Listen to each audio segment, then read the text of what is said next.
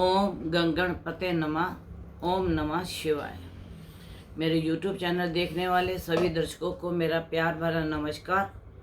और जिस तरह मैंने अपने दर्शकों से वादा किया था कि मैं नवरात्रि की भी आपको वीडियो जल्दी बना के दूंगी, और वो मैं आज वीडियो बनाने के लिए तत्पर हुई।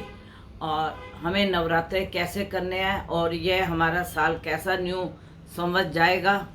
लोगों ने तो 1 जनवरी से किया, लेकिन हमारा संवत जो है चैत्र की प्रतिपदा से शुरू होता है। 30 मार्च। संवत का राजा सूर्य और मंत्री भी सूर्य। तो इसका तो आप मतलब समझ ही गए होंगे, गर्मी। इस साल बहुत गर्मी पड़ने वाली है। और संवत का नाम है सिद्धार्थी। सिद्धार्थी का मतलब इस संवत में बारिश का प्रकोप बहुत होगा और कहीं पे बहुत सूखा पड़ेगा, कहीं पे सुनामी होगी। यह हमारे संवत के नाम का जो अर्थ है और जो उसके मीनिंग है, और यह जो वो हमारे को देगा बरसात का, उसका मैंने आपको बताया है संवत के नाम से।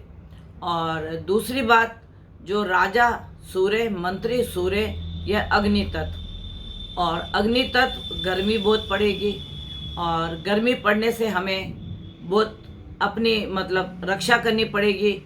पानी का प्रयोग हमें अपने साथ रखना पड़ेगा। तो जो भी गर्मी के प्रकोप होंगे उसके लिए आपको सावधानी बरतनी पड़ेगी।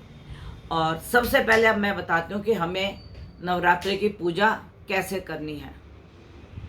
9 बजे से लेके 12 बजे तक के बीच में स्थिर लगन है। जो लोग जोत जलाना चाहते हैं वह जोत जलाएं, जो धूप बत्ती करना चाहते हैं वह धूप बत्ती करें, और जो अखंड जोत जलाना चाहते हैं वह अखंड जोत भी जला सकते हैं। जोत घी की भी जल सकती है और जोत तिल के तेल की भी जल सकती है। जिसकी जैसी भावना वैसे ही वह अपनी जोत को जलाए। इसके लिए हमें फूल, फल, 5 प्रकार के फल, 7 प्रकार के मेवा, पान, सुपारी, यह हमें सब चीज़ें आपको मालूम है जो हम हर साल नवरात्रों में करते आए हैं। नारियल, कलश और खेतरी बीजने के लिए जो को हम एक दिन पहले कच्चे दूध में भिगो के रख देते हैं, और अगले दिन फिर हम उसको रेत बालू में या हम स्वच्छ मिट्टी को लाके उसके अंदर हम इसको रोप सकते हैं। यह तो हो गया हमारे पूजा की विधि के समान, और हमें किस प्रकार से पूजा करनी है। पूजा हमारे को जो ये नवरात्रि है, इसमें जो हमारा तीसरा नवरात्रा है उसमें रिक्ता तिथि है, तो वो नवरात्रा एक कम हो जाता है। और इस बार हमारे एक नवरात्रे कम होंगे, और नवरात्रा कम होने से देश के ऊपर कुछ आपदाएं आने की संभावनाएं होती हैं। और इस नवरात्रों के अंदर मैंने अपनी पिछली वीडियो में बोला था, किसी राजनीतिक के बड़ा नामी जो व्यक्ति होगा उसका अचानक निधन हो सकता है। इसकी आपको खबर मिलेगी, हो सकती है, संभावना है। हम मतलब 100% तो नहीं बोलते, लेकिन जो संभावना घटित हो जाती है वह हम संभावना बोलते हैं। और कुछ राजनीतिक गर्मी भी होगी, क्योंकि राजा भी सूर्य, मंत्री भी सूर्य, और सरकार के पास बल बहुत होगा और पब्लिक बल का दुरुपयोग करने की कोशिश करेगी, जिससे पब्लिक को मुंह की खानी पड़ेगी। और जो ये नवरात्रे हैं, इन नवरात्रों में जो तो फलाहार व्रत रख सकते हैं वह रखें, और जो नहीं रख सकते वो भोले भाव से अपनी आराधना कर सकते हैं परिवार के साथ मिलकर। और मैं मतलब इसमें जो 9 देवियां हैं, जैसे आपकी होगी शैलपुत्री होगी, ब्रह्मचारिणी होगी, चंद्रघंटा होगी, कुष्ठमांडा होगी, स्कंद माता होगी, कात्यायनी होगी, कालरात्रि होगी, माँ गौरी होगी, सिद्धिदात्री होगी। यह हमारी 9 देवियां हैं। 13 अध्याय हैं। अगर तो आप डेली 13 अध्याय करें तो आप सोने पे सुहागा, और अगर आप 13 अध्याय नहीं कर सकते तो आप 1-2 अध्याय सुबह शाम करके 13 अध्याय को 9 दिन में आप पूरा कर सकते हैं। इसके अंदर हमें अपनी इंद्रियों को कंट्रोल रखना पड़ेगा, भोग विलास से हमें दूर रहना पड़ेगा, और हमें अपने भक्ति, अपनी शक्ति को बढ़ाना होगा। जितनी अधिक हम साधना करेंगे उतनी हमारे को सिद्धि भी प्राप्त होगी और हमारी वाणी भी सिद्ध होगी। और मैं इन नवरात्रों में जैसे माँ दुर्गा सप्तशती में उसने बोला कि जब जब आप मुझे याद करोगे, मुझे सच्चे दिल से पुकारोगे, मैं आपकी रक्षा के लिए आऊंगी। और राक्षसों का वध करके माँ दुर्गा अकेली ने विजय प्राप्त की और ब्रह्मा विष्णु महेश ने उनका फूलों से स्वागत किया, फूलों की बारिश की। तो अगर आपका दृढ़ निश्चय है और पूजा दृढ़ है तो आपको कोई भी शक्ति हरा नहीं सकती और आपकी विजय हर जगह उसका झंडा फहराएगा। और मेरी सबसे एक प्रार्थना है कि जो यह वर्ष है यह आपको अकेलापन का बहुत महसूस कराएगा। और हम लोग कहते हैं जैसा अन्न वैसा मन, जैसा पानी वैसी वाणी। अपने धन को शुद्ध लाओ, बेईमानी, ठगी, रिश्वत इससे बचो। देखो, हम ये बेईमानी, ठगी किसके लिए करते हैं? अपने परिवार के लिए, अपने बच्चों के लिए, अपनी पत्नी के लिए। यह बच्चों को भी मालूम होता है कि हमारे घर में कैसा धन आ रहा है, पत्नी को भी मालूम होता है हमारे घर में धन कैसा आ रहा है। अगर आपके घर में धन शुद्ध है तो आपके घर में खुशहाली हमेशा लहराती रहेगी, जैसे खेत लहराते हैं उसी तरीके से। और आप अपने इष्ट की पूजा, जैसे हर लोग अपने धर्म को मानते हैं, सिख को देखो गुरुद्वारे को कितना पूजने करते हैं, मुस्लिम को देखो अपने रोजे और अपने मस्जिद, अपनी नमाज को कैसे करते हैं, क्रिश्चियन को देखो। हमें भी अपने देवी देवताओं को निष्ठा से पूजना चाहिए, अपनी 9 देवियों को दिल से पूजना चाहिए और उनकी आराधना हमें करनी चाहिए। वैसे तो हमें पूजा आराधना डेली करनी चाहिए समय के अनुसार, चाहे हम 10 मिनट की करें चाहे 15 मिनट की करें, लेकिन हमें नित्य करनी चाहिए। अपने कुल देवता को हमें नित्य पूजना चाहिए। लेकिन अगर आपके पास समय नहीं है तो धन कमाने में व्यस्त है तो धन तो भैया आपका यहीं रह जाएगा, लेकिन जो आपके धर्म कर्म है उसकी जो एफडी है वह आपकी नहीं बन पाएगी, जो आपके अगले जन्म के लिए एफडी बनती है। मैं तो हर अपने दर्शक को, अपने भगत को एक ही बात कहती हूँ कि कर्म करो, कर्म की एफडी बनाओ, ना कि लालच की और रिश्वत की, बेईमानी की, ठगी की। ये आप अपनी एफडियां मत बनाओ जिससे आपका वंश, आपका कुल, आपके बच्चे मतलब सही रास्ते पे नहीं आ पाएंगे। और अगर आप ईमान की कमाई करते हैं तो आप ईमान से खर्च करेंगे और बच्चों को भी इस चीज़ का ज्ञान होगा कि हमारे पिता की या हमारी माता की बड़ी ईमान की कमाई है, बड़ी मेहनत की कमाई है। मैंने ऐसे ऐसे परिवार भी देखे हैं जो कि अपनी फैक्ट्री के, अपनी कंपनी के एमडी हैं, सुबह 8 बजे जाते हैं, रात को 8 बजे आते हैं। उनको दुनिया से कुछ नहीं लेना, उनको सिर्फ काम। वो कहते हैं जैसे हमारे वर्कर काम करते हैं, हम भी एक प्रकार के वर्कर ही हैं काम करने के लिए। क्योंकि जो वर्कर काम करता है वो अपने शरीर की मेहनत से, तन से मेहनत से करता है, हम अपनी बुद्धि से करते हैं और बुद्धि से करके हम उनके लिए काम लाते हैं और उनको रोजी रोटी देते हैं। तो अगर हम भी उतनी मेहनत से काम करेंगे तो हमारे वर्कर भी खुश रहेंगे। तो ये तो मैंने आपको थोड़े बीच बीच में मैं आपको बता रही हूँ कि भाई हमें किस तरह की अपने घर में अन्न और अपना धन अपने घर में लाना चाहिए। और अगर आपने अभी तक मेरे चैनल को सब्सक्राइब नहीं किया तो प्लीज़ सब्सक्राइब कीजिए, लाइक कीजिए, नोटिफिकेशन का बटन दबाइए और वीडियो को जितना भी ज़्यादा हो सके उसे आप शेयर कीजिए। और जो हम ये नवरात्रे रखते हैं, अगर हम इस नवरात्रों में अपनी इंद्रियों को कंट्रोल करते हैं, भोग से दूर रहते हैं, तो मैं कहूँगी कि 10 दिन पूजा पाठ आप सात्विक तरीके से करिए, सच्चे मन से करिए और सच्चे दिल से करिए। और जो आप व्रत रखते हैं इसके अंदर आप निष्ठा कीजिए कि मुझे कोई भी ऐसा धन नहीं लाना, मुझे कोई भी ऐसा कर्म नहीं करना जो मेरे परिवार या मेरे वंश के लिए दुखदायक हो या आपके लिए भी दुखदायक हो। क्योंकि ऐसा पैसा या तो बीमारी में जाता है या दुख में जाता है या बच्चों की, जो भी आप समझ लीजिए कि उनके बच्चे अच्छे लायक नहीं होते, नालायक होते हैं, तो आप उनके ऊपर धन का व्यय करते हो। माँ का एक आशीर्वाद है, माँ के ये 10 दिन है, आप तन मन से माँ की सेवा करो, माँ की आराधना करो, माँ से सुख शांति मांगो, बरकत मांगो, जिससे कि आपके घर में जो भी धन आए वह काफ़ी बरकत का आए।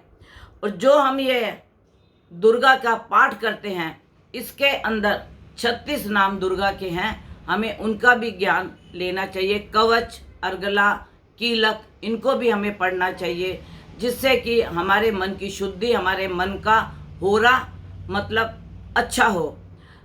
जब हम पूजा शुरू करें शंख बजाएं, घंटी बजाएं, जिससे हमारा नेगेटिव एनर्जी बाहर जाए और पॉजिटिव एनर्जी हमारी आए। जो हम कलश को रखते हैं उस कलश के अंदर हमें एक हल्दी की गांठ, एक चांदी का सिक्का और उसके ढक्कन के ऊपर हमें थोड़े काले तिल और चावल रखने चाहिए। और 5 प्रकार के, 7 प्रकार के जो भी आप फल रख सकते हो। लेकिन चैत्र के महीने में माँ को अनार और शरीफा बहुत पसंद होता है। यह 2 फल तो हमें अवश्य रखने चाहिए। बाकी फूलों से, माला से, जल से और जिस प्रकार से भी हम अपनी पूजा कर सकते हैं, आसन बिछा के और पूरे ध्यान से हम उसकी पूजा करें, नवरात्रे रखें। लेकिन कई लोग अनपढ़ हैं, लेकिन वो पाठ नहीं कर सकते, पूजा नहीं कर सकते, तो वो ओम नमः शिवाय का पाठ करें या सिर्फ गायत्री का पाठ कर लें या सिर्फ जय माता की, जय माता की, जय माता की, जय माता की बोलते रहे। क्योंकि माँ के नवरात्रे हैं और माँ के नवरात्रों में हमें माँ का नाम बहुत ध्यान करना चाहिए। और 9 देवियाँ हैं, 9 देवियों का आप डेली ध्यान करें। और अगर आप 13 अध्याय डेली पढ़ें तो आप देखिए कि आपका भाग्य, आपका घर, आपके घर की खुशहाली कितनी बढ़ जाएगी। और मैं एक ही बात बोलूँगी, फलाहार या व्रत रखने का मतलब ये नहीं कि हम बार बार खाएं। हमें सुबह एक बार या तो पंचमेवा ले लीजिए या कोई फलाहार ले लीजिए, साबूदाने की टिक्की ले लीजिए, कुछ भी ले लीजिए। और उसके बाद आप मतलब कोई खिचड़ी बना के, सुहा के चावल की या कुट्टू के आटे की, इस प्रकार पहले आप माँ को भोग लगाएं, उसके बाद आप ग्रहण करें। अगर हम अपने नियम से, पक्के मन से हम माँ की आराधना करते हैं तो माँ साक्षात आपके घर में आएगी और आपको दर्शन देगी। यह मैं पक्के प्रण से, मैं 40 साल से इस नियम को कर रही हूँ और मुझे पूरा विश्वास है, माँ दर्शन भी देती है, माँ आशीर्वाद भी देती है, माँ घर में खुशहाली भी देती है। मैंने माँ को साक्षात अपनी आँखों से देखा हुआ है। लोग कहते हैं कि माँ को कोई देख नहीं सकता, लेकिन मन के अंदर शक्ति हो, मन के अंदर भावना हो और दृढ़ निश्चय हो तो आप हर चीज़ को हासिल कर सकते हो। आज मैं सिर्फ आपको इतना ही बताने के लिए वीडियो बनाई थी कि आप कितने बजे कलश रखें, कितने बजे पूजा शुरू करें, इस सिर लगन कौन सा है। लेकिन माँ के नवरात्रे में तो आप, अगर आपके पास समय का अभाव है तो आप किसी भी समय आप माँ की जोत जला सकते हैं और उसकी पूजा आराधना कर सकते हैं। लेकिन मेरी बार बार आपसे एक ही विनती है, जैसा धन वैसा अन्न, जैसा पानी वैसी वाणी। धन का सदुपयोग कीजिए, अच्छा धन घर में लाएं, शुद्ध धन घर में लाएं, उसी से फूल माला अर्पण हम माँ को चढ़ाएं और उसी से हम भोग भी खाएं और जिसको हमने वितरण करना है उसको भी हम शुद्ध धन का वितरण करे कि उसके घर में भी खुशहाली आए। तो मैं तो अपने दर्शकों को आज नवरात्रों का सिर्फ यही वीडियो बनाने का, चैत्र का जो नई समझ शुरू हुई थी उसका बताने आई हूँ। अगर मेरे वीडियो से कोई 5-10 लोग भी इसको ग्रहण करें तो मैं इसको भी बहुत सार्थक समझूंगी। और अपने आसपास का ध्यान रखें, कोई रोगी या उसकी सेवा करें, अपने माता पिता का आदर सम्मान करें, अपने बड़ों का सम्मान करें, अपने पिता और माता के पांव छू के अपने घर से कार्य को निकले, अपने देवी देवताओं को प्रणाम करके आप घर से निकले। यह मैं नवरात्रों को आपको यह मैं आपको बताने आई हूँ कि आप पीछे जो बीत गया उसको आप भूल जाओ, लेकिन अगर आगे के लिए अगर आप इस नियम को करते हैं तो आपका भविष्य उज्जवल ही उज्जवल होगा। और अपने इष्ट को कभी ना भूलें। जैसे हमारा दिल धड़कता है, हम सोते हैं हमारा दिल धड़कता है, सांसें लेते हैं, उसी प्रकार हमारे सांसों के साथ अगर हमारे नाम का सिमरन चलेगा तो आप देखिए आपकी वाणी कितनी शुद्ध होगी, आपको सिद्धि की प्राप्ति होगी और जो भी आप हासिल करना चाहे माँ आपकी झोलियों के भंडारे अवश्य भरेगी। आज मैं अपनी वीडियो को यहीं विराम दूंगी। नए साल की बहुत बहुत आपको मुबारकबाद दूंगी और नया समझ शुरू हो रहा है।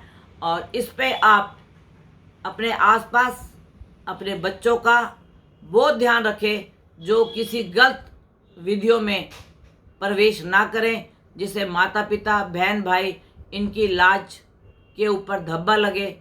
तो मेरा तो नई संवत नए विचार देने का लक्ष्य है और आज मैं अपनी वाणी को यहीं विराम दूंगी और यही आपको बोलूँगी, आप और आपका परिवार सुखी रहे। नवरात्रों की बहुत बहुत शुभकामनाएं और बड़े अच्छे से आप नवरात्रे रखें। माँ आपकी सबकी झोलियाँ भरे, भंडारे भरे, बस मेरी तो आपसे यही प्रार्थना है। और जिस तरीके से आपने नवरात्रे रखने हैं, जो पूजा नियम मैंने आपको बता दिया उस हिसाब से आप रखें। और इसके बाद मैं आपको जो शनि मीन राशि में प्रवेश कर रहा है उसके मैं हर राशि के बारे में बताऊंगी कि मीन राशि में शनि के प्रवेश करने से किस किस राशि पे क्या क्या प्रभाव होगा। राहु शनि के आपस के मिलन का जो मई तक का समय है उसमें हर राशि पे क्या क्या प्रभाव होगा।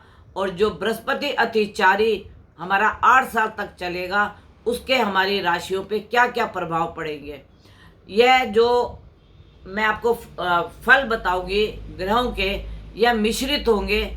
और जिनकी राशि सेम होगी और दशा भी चल रही होगी, अंतर प्रतंतर भी चल रहा होगा, उनको इसका फल लाभ और हानि 100% मिलेगा। उसके अंदर मैं आपको उपाय भी बताऊंगी। तो अगर आप इस प्रकार से उपायों को भी समझेंगे और अपनी राशि को भी समझेंगे तो कोई ग्रह आपको नुकसान नहीं देगा। सबसे पहले आप अपने कर्म को सुधारिए। कर्म अच्छे होने से कोई भी ग्रह ना आपको रोग दे सकता है, ना आपको कोई दुख दे सकता है। हाँ, वक्त के हिसाब से जो होनी है, जो आपकी कुंडली में लिखी हुई है वो तो होकर रहेगी। उसको हम कम या बढ़ते कर सकते हैं अपने कर्म और अपने कर्म की एफडी के द्वारा। आप अपने कर्मों की एफडी बनाइए, अपने नोटों की एफडी मत बनाइए। नोटों की एफडी भी काम आती है, धन भी बहुत बड़ी चीज है, लेकिन धन के साथ कर्म भी बहुत बड़ी चीज है।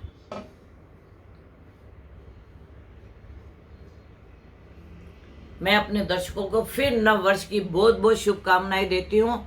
और जो मेरे से कांटेक्ट करना चाहता है वह 11 बजे से लेके 4 बजे के बीच में मेरे से कांटेक्ट कर सकता है।